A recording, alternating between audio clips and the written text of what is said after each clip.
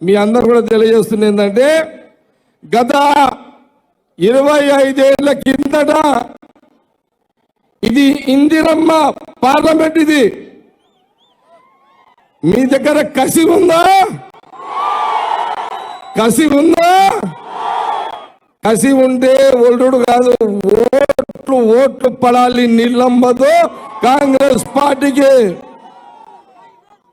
మనమందరం కూడా 25 ఏళ్ల తర్వాత ఈ పార్లమెంటులో మెదక్ నీలమ్మదు కాంగ్రెస్ పార్టీ అభ్యర్థిని మనమందరము కాంగ్రెస్ పార్టీ నాయకులము కార్యకర్తలము మనమందరం కూడా ఈ మెదక్ పార్లమెంట్ ఛాలెంజ్ తీసుకొని ఎట్టి పరిస్థితుల్లో అటు సిద్దిపేట నుంచి సంగారెడ్డి వరకు ఓట్లు దంచుడే దంచుడు.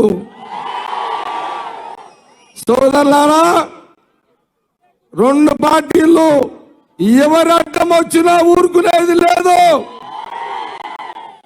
జిమ్మికులు చేసినా ఊరుకునేది లేదు.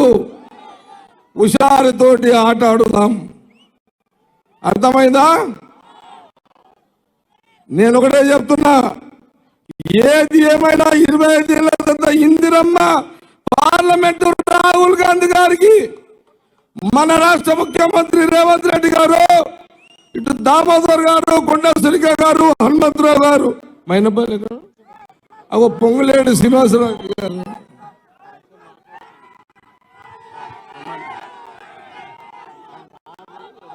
మైనపల్లి హనుమంతరావు గారు. ఒక విషయం గమనించుకోండి,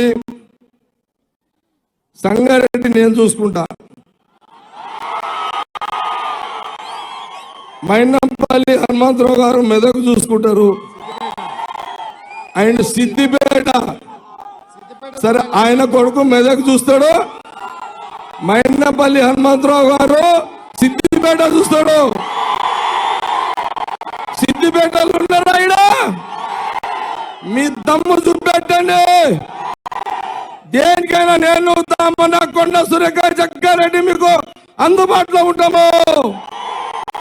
రేవంత్ రెడ్డి ముఖ్యమంత్రి మీద చూసుకుంటాడు, గవర్నమెంట్ మనది ఉన్నది, పోలీసులకు భయపడకుండే.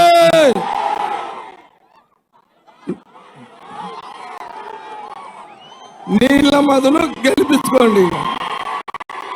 రైట్. జై కాంగ్రెస్, జై కాంగ్రెస్.